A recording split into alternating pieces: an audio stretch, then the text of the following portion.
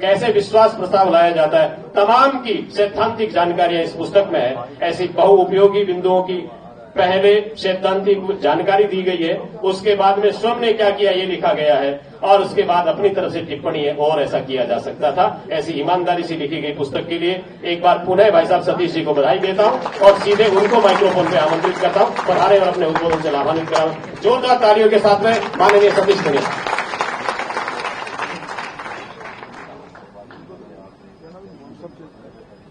अत्यंत गरिमापूर्ण समारोह में हम सब के बीच में विराजमान केवल हमारे नहीं, इस पूरे राजस्थान नक्षत्र के राजनीति के अग्रदूत और जिनसे राजनीति की पाठशाला में हमने बहुत कुछ सीखा समझा, ऐसे अजात शत्रु अभी वर्तमान में राज्यपाल पंजाब,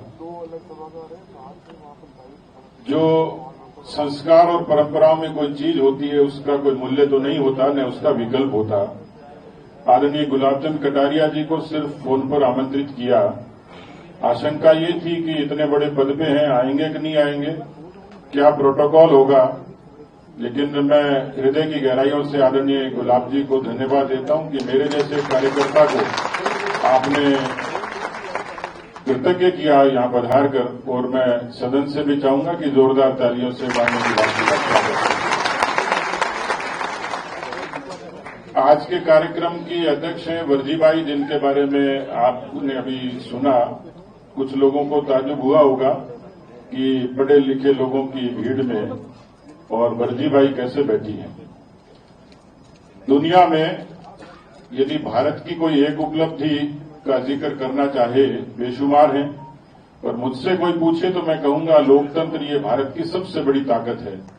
उसी लोकतंत्र से, उसी लोकतंत्र के वोट के राज से वर्जीबाई, जो नरेगा की मजदूर थी और जिस समय जिला परिषद की टिकट देने के बाद हुई तो बकरियां चरा रही थी, उनको जब आग्रह किया कि आपको जिला परिषद का चुनाव लड़ना है तो कहा मां की बकरियां कौन चरा होगा। उनको फिक्र थी बकरियों की, लेकिन ये लोकतंत्र की खूबसूरती है कि नरेगा की मजदूर और बकरी चराने वाली आज भीलवाड़ा की जिला प्रमुख के रूप में सुशोभित है। वर्जीबाई का स्वागत करें। मैं हृदय की गहराइयों से, बहुत ही अंतःकरण से मैं टीकाराम जूली जी का अभिनंदन करूंगा, क्योंकि ये कार्यक्रम पार्टी विशेष का नहीं था, ये साहित्य का भी था, लेकिन इसमें समाज, राजनीति, साहित्य और सभी लोग, यहां भी बहुत सारे लोग हैं जो दल के इतर भी हैं, जिनके अलग अलग विचार हैं।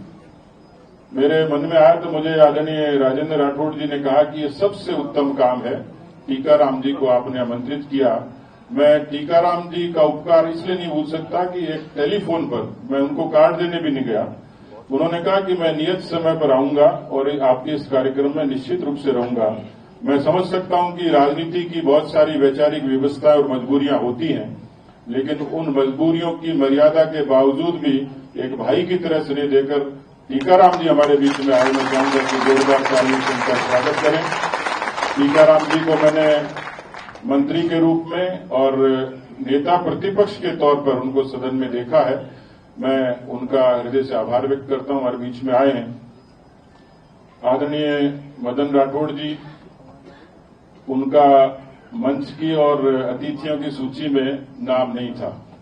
मुझे बड़ा संकोच हुआ कि मेरे ही दल के वो प्रदेश के अध्यक्ष हैं, तो मैंने एक औपचारिक निमंत्रण उनको भेजा, लेकिन मैं जब दरवाजे पर था, उस दरवाजे पर सबसे पहले आने वाला शख्स कोई था तो मदन जी राठौड़ थे। तो मैंने उनको गुलदस्ता देना चाहा, मैंने कहा आपका स्वागत है। बोले नहीं, मैं कार्यकर्ता की हैसियत से आपसे मिलने के लिए आया हूं। उन्होंने मुझे फूल भेंट किए, तो मैं मदन राठौड़ जी को इस हृदय की विशालता के लिए बहुत बहुत धन्यवाद देता हूं। राजनीति में इस प्रदेश में भैरव सिंह जी को स्कूल ऑफ पॉलिटिक्स के नाम से जाना जाता है। उनकी पाठशाला के जो सबसे निष्णात और पारंगत शिष्य हैं, विद्यार्थी हैं, उनका नाम श्री राजेंद्र राठौड़ जी है। बड़े भाई की तरह हमेशा स्नेह रहा इनका। और जब पुस्तक की चर्चा आई तो सबसे ज्यादा चिंता भी इन्हीं को हुई। इन्होंने कहा कि मेरे को पुस्तक पढ़ने के लिए दो, तो मैंने कहा पुस्तक तो विमोचन से पहले कटारिया साहब करेंगे, उसके बाद पढ़ पाएंगे। बोले यार मैं तो देखना चाह रहा हूं मेरे बारे में कुछ उल्टा पुल्टा तो नहीं लिख दिया। तो मैंने उनको भरोसा दिया है कि मैं किताब पर और काम कर रहा हूं, उसमें आपके बारे में जरूर लिखूंगा। लेकिन ये बात सत्य है कि यहाँ जो लोग हैं, मेरी मजबूरी व्यवस्था थी कि स्थान मुझे कल्पना नहीं थी कि छोटा पड़ जाएगा। आमंत्रितों की सूची में भी बड़ा कन्फ्यूजन था, क्योंकि कुछ दिन पहले मेरे पुत्र के विवाह में काफी लोग आए, तो सब लोग यही मान रहे थे कि पूनिया जी किताब में भी सबको बुलाएंगे। तो मेरे बड़ा संकट हो गया कि इनको बुलाना और जिमाना तो मेरे तो बस की बात नहीं थी। किताब में इतने सारे लोगों को कैसे जिमाऊंगा, लेकिन फिर भी लोग आ गए तो जगह कम पड़ गई। थोड़ा नीचे भी हॉल खुलवाया, कई वीआईपी भी रह गए। यहां भी कई लोग जो टाइम पर आ गए उनको तो कुर्सी मिल गई, तो बाकी लोग तो तलाश ही रहे। लेकिन मैं क्षमा चाहूंगा कि जगह कम पड़ गई, पर मुझे लग रहा है कि ये जगह कम नहीं पड़ी है, ये आशीर्वाद आपने मुझे भरपूर दिया है, इसके लिए मैं अभिनंदन करता हूं। किताब के बारे में वो तो पढ़ भी लेंगे और नेताओं के भाषण भी, लेकिन मेरे सामने एक नीचे पंक्ति बैठी है, भारतीय लोकतंत्र का और विचारों की, संस्कारों की जो एक श्रृंखला है, उसमें मैं जिन लोगों से जीवन में बहुत सीखा, आदरणीय कटारिया साहब और राजेंद्र राठौड़ जी तो हैं ही, लेकिन मैं आदरणीय घनश्याम तिवारी जी को नहीं भूल सकता। उनका क्योंकि एक परिवेश में हम लोग पैदा हुए और बहुत उदारता के साथ में आशीर्वाद देने के लिए पधारे। आदरणीय राव साहब, हमारे रामचरण बोरा जी, आदरणीय झाबर सिंह जी, श्रीचंद कृपलानी जी तो नैसर्गिक रूप से मेरे बड़े भाई हैं और उनका स्नेह और आशीर्वाद हमेशा मिलता रहता है। सुमित गोदारा जी, मदन दिलावर जी पहले आगे थे, तो मैंने कहा मैं तो पहले ही परेशान था कि यहाँ जगह कम है, लोग भी आ रहे हैं, आपको देख के एप्लीकेशन वाले यहाँ ज्यादा नहीं आ जाए। तो आए होंगे कई लोग, लेकिन वो कईयों को पता नहीं लगा कि मदन जी यहाँ हैं, इसलिए थोड़ा बचाव हो जाएगा। बाकी मदन जी आज से नहीं, 1993 से बहुत ही आशीर्वाद। माननीय छिपा साहब हैं, हमारे आदूराम जी बाड़मेर से आए हैं, शैलेश जी, अभिनेश जी, ज्ञानदेव आहूजा जी तो अभी रामलीला खत्म हुई है, इनके मूछों को देख के लोगों को हमेशा ही रावण याद आता है, लेकिन ये राजनीति के राम है। ऐसे हमारे बिहानी जी हैं, गंगानगर से लेकर जयपुर तक हमेशा कहते हैं बोले एक ही एमएलए जीता हूं मैं, तो बात तो सही है। गंगानगर से जब चलते हैं चीरते चारते आते हैं तो इनकी ट्रैक पे तो ये अकेले ही एमएलए हैं। हमारे महेंद्र पाल जी और सब लोग विराजमान हैं, तो एक बार चाहूंगा कि जोरदार तालियों से सभी हमारे सम्मानित अतिथियों का आप लोग सम्मान करें।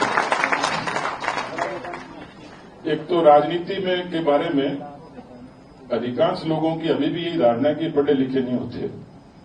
मैं एक बार ट्रेन से जा रहा था, सुबह जल्दी का समय था, अंधेरा था, सर्दियों के दिन थे, तो सुबह 7 बजे फोन बजना शुरू हो गया। तो मैं बातचीत कर रहा था, तो सामने जो एक नौजवान थे कोई, उन्होंने मेरे को देखा, फिर कहा आप नेता हो क्या? सुबह सुबह कोई आपको नेता कहे तो आप समझ सकते हो कि वो व्यंग कर रहा है, श्रद्धा व्यक्त कर रहा है, पता नहीं। थोड़ी देर बाद मेरे को कहता आप तो पढ़े लिखे भी लगते हो। मैं कहा ये भी मानने के पढ़े लिखे नहीं लगते। तो मैंने जब ये किताब लिखी तो बहुत सारे लोगों ने बड़ी उत्सुकता व्यक्त की, बोला अच्छा आपने किताब लिखी? आपने लिखी? मैंने कहा मैंने लिखी। तो कईयों को तो यही उत्सुकता है कि नेता पढ़े लिखे नहीं होते, नेता किताब भी लिख सकते हैं, ये भी संकट है। घनश्याम जी भाई साहब, तो मेरे साथ ऐसे हुआ कि एक कोई मरीज अस्पताल में भर्ती हो गया जिसका ऑपरेशन होना था, उसको ऑपरेशन टेबल पर लिटा दिया। अब जो ही लिटाया फिर घबरा के खड़ा हो गया, फिर डॉक्टर उसको लिटाए वो फिर खड़ा हो जाए। तो डॉक्टर ने कहा बात क्या है? बोले जी मैं तो पहली बार ऑपरेशन करा रहा हूं। तो डॉक्टर ने कहा चिंता मत कर, मैं भी पहली बार ही ऑपरेशन कर रहा हूं। तो ये किताब मैंने पहली बार ही लिखी है।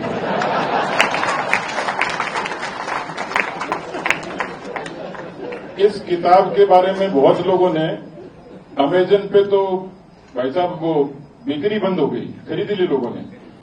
अब कई लोगों को, ये पत्रकार साथी, इनको ये उत्सुकता है कि पूनिया जी ने, जैसे राठौड़ साहब चिंता कर रहे थे कि किसके लिए क्या लिखा,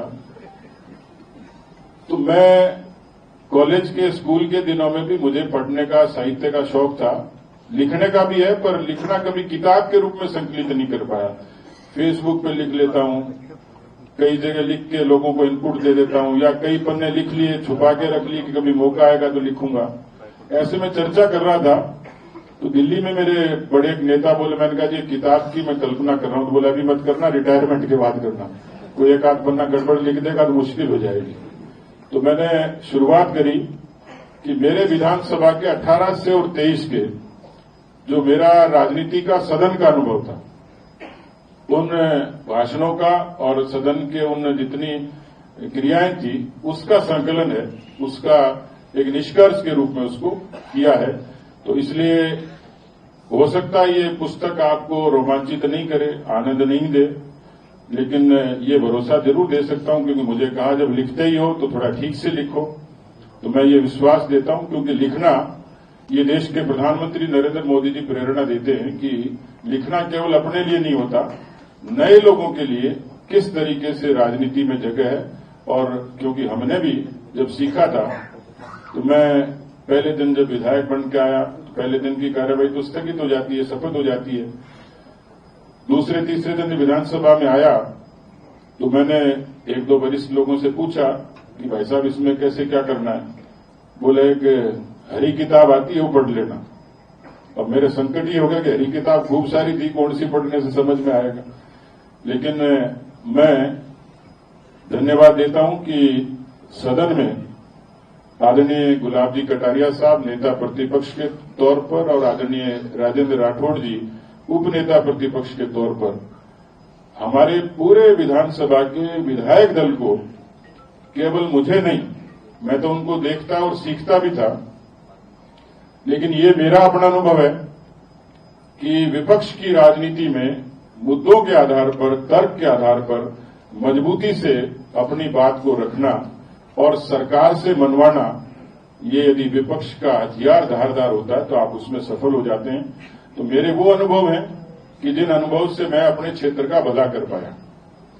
शुरुआती दौर में तो ये होता है कि पता भी नहीं रहता व्यवस्थाओं का, या एक विधायक की दिनचर्या जन्म, परण और मरण में पूरी हो जाती है। बकरी बीमार होगी तो पूछो, नाथू का फोन उठाओ, वगैरह वगैरह इतने सारे काम होते हैं कि लेजिस्लेशन का, विधायन का काम विधायक को जिस शिद्दत से करना चाहिए वो हो नहीं पाता है। मैं जब विधायक बना तो रोमांच था और ये सोचा था कि पूरे 5 साल एक विधायक के रूप में, विपक्ष के विधायक के रूप में काम करूंगा, लेकिन मेरी उस गति को थोड़ी दिक्कत आई। प्रदेश का अध्यक्ष बन गया, कोरोना आ गया, लेकिन फिर भी आदरणीय गुलाब जी नेता प्रतिपक्ष थे। मैं पार्टी की, और इस पूरे लोकतंत्र की खूबसूरती है, मैं पार्टी का अध्यक्ष था, तो मुझे भी बहुत कहने वाले लोग थे कि आप इतने दल के और प्रदेश के अध्यक्ष हो। मैंने कहा मैं बेशक प्रदेश का अध्यक्ष हूं, मैं नया भी हूं, अनुभव में भी कम हूं और उम्र में भी, इसलिए सदन में मेरे नेता गुलाब चंद कटारिया जी और राजेंद्र राठौड़ जी ही रहेंगे। और मुझे इस बात की खुशी है कि सदन में, इन पुस्तक में भी उस बात का उल्लेख है कि हम तीनों ने ही अपने दल को सदन में पूरी मजबूती के साथ स्थापित करने का काम किया। और कालांतर में यही कारण है कि आदरणीय हमारे दोनों ही अग्रजों का परिश्रम, और परिश्रम से इन्होंने हमें जिस तरीके से परिष्कृत किया, यही कारण है कि हम लोग सत्ता में भी आए और एक अच्छे मजबूत जनादेश के साथ आए। तो आप सब लोगों का ये आशीर्वाद था।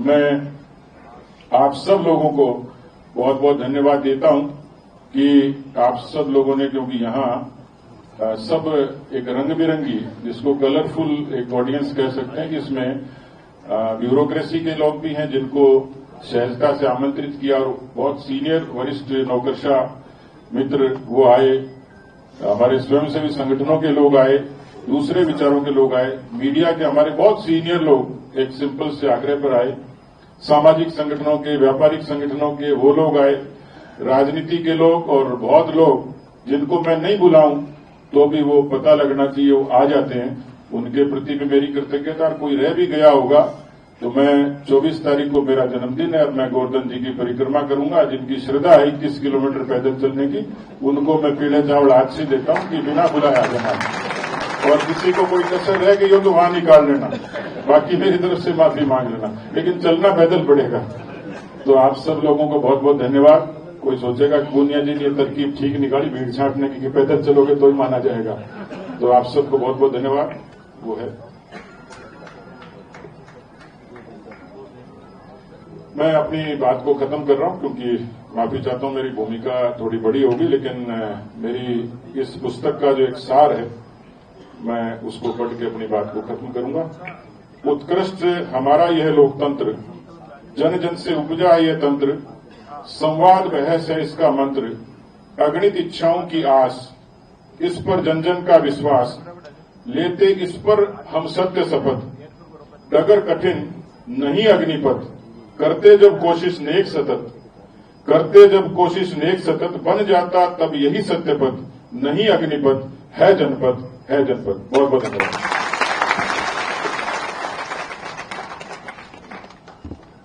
हृदय की अतल गहराइयों से आभार। एक पूरी लंबी श्रृंखला जिसको आपने प्रस्तुत किया, 4 पंक्तियां। ये कविता जो भाई साहब ने अभी पढ़ी आपने खुद ने लिखी है, यानी कि आप कवि भी बन गए हैं। इस नाते मेरी 4 पंक्तियां कॉम्प्लीमेंट के रूप में कि राजनीति के संग सृजन का अद्भुत मेल कराया है, राजनीति के संग सृजन का अद्भुत मेल कराया है, अग्निपथ को नहीं आपने जनपथ को अपनाया है, प्रजातंत्र के प्रहरी बनकर अपने मन की बात लिखी।